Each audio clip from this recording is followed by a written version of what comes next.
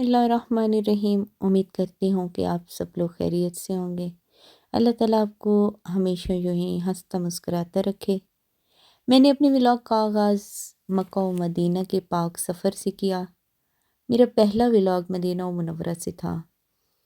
جب میں حرم نبوی میں داخل ہوئی، جیسے ہی میری نگاہ پڑی شافع محشر کے سبز گنبد پر، اس وقت میں خود کو دنیا کی خوش قسمت ترین بندی تصور کر رہی تھی۔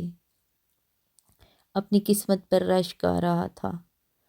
وہی ایک پل تھا جب سبز گنبد پر میری نگاہیں پڑیں اور اسی پل میں رسول خدا کی پیدائش سے لے کر مولا حسین علیہ السلام کی کربلا روانگی تک پوری تاریخ میری آنکھوں کے سامنے گھوم گئی، اور پھر ضبط کے سارے بندھن ٹوٹ گئے۔ آنکھوں سے اشکوں کا سمندر رواں تھا۔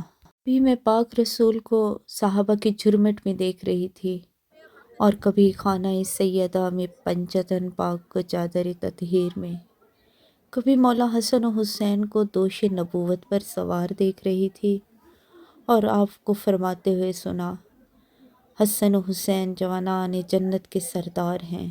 اور کبھی آپ فرما رہے ہیں، حسین منی و انا من الحسین۔ میں نے دیکھا مسلمانوں کے رسول منبر نبوی پر براجمان ہیں اور فرما رہے ہیں، اس ذات برحق کی قسم ہے، میں اور علی ایک ہی نور سے پیدا کیے گئے ہیں۔ بے شک علی مجھ سے ہے اور میں علی سے ہوں، اور علی میرے بعد ہر ایک کا حاکم اور ولی ہے۔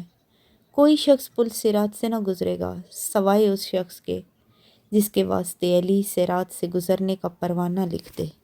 علی ابن ابی طالب سے دشمنی ایسا گناہ ہے کہ اس گناہ کے ہوتے ہوئے کوئی بھی نیکی فائدہ نہیں دیتی۔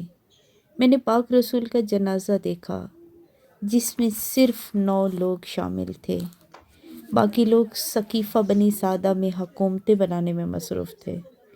میں نے مولا علی علیہ السلام کو غسل و کفن میں مصروف دیکھا۔ میں نے رسول خدا کے حقیقی وارثوں کو رسول خدا کے ساتھ دیکھا۔ پھر میں نے واد رسول در سیدہ کو مسلمانوں کے ہاتھوں جلتے دیکھا۔ ہائے وہ منظر جب اوپر سے فوج گزر رہی تھی اور جلتے ہوئے دروازہ کے نیچے دختر رسول تھی۔ شکم مادر میں حضرت محسن کو شہید ہوتے دیکھا۔ لہو میں تربتر رسول ذاتی کو دیکھا۔ وہیں مولا علی کے گلے میں رسیاں ڈال کر فوج کا گرفتار کرنا دیکھا۔ پھر اسی رسول کے ممبر سے آپ کی صدیقہ بیٹی کو ممبر پر سوار شخص نے جھٹلایا، یا رسول اللہ، آپ کے بعد آپ کی امت نے آپ کی بیٹی پر وہ ظلم کیے کہ جناب سیدہ فرماتی رہیں، سبت الیہ، بابا آپ کے بعد مجھ پر وہ مصیبتیں پڑیں، اگر روشن دنوں پر پڑتی تو وہ سیاہ راتوں میں تبدیل ہو جاتے، پہاڑوں پر پڑتی تو وہ ریزہ ریزہ ہو جاتے۔ آپ کی بیٹی جس کے بارے میں آپ فرماتے تھے، فاطمہ بضعۃ منی، فاطمہ میرا ٹکڑا ہے، اور دیوار کی دوسری طرف تاریکی میں ڈوبی ہوئی جنت البقیع کو دیکھا، جہاں رات کی تاریکی میں مولا علی علیہ السلام کو جناب زہرا کو دفن کرتے ہوئے دیکھا، یوں کہنا چاہیے کہ چھپاتے ہوئے دیکھا۔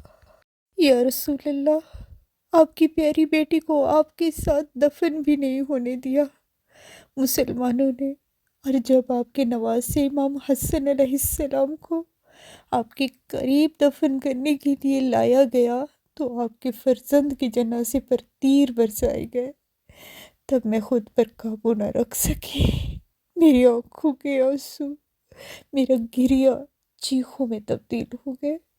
میں پاک رسول کو آپ کے ایک ایک بچے کا پرسہ دے رہی تھی، ہر ایک ظلم و ناانصافی کا پرسہ دے رہی تھی جو آپ کی آل کے ساتھ کیا گیا، کربلا والوں کا پرسہ۔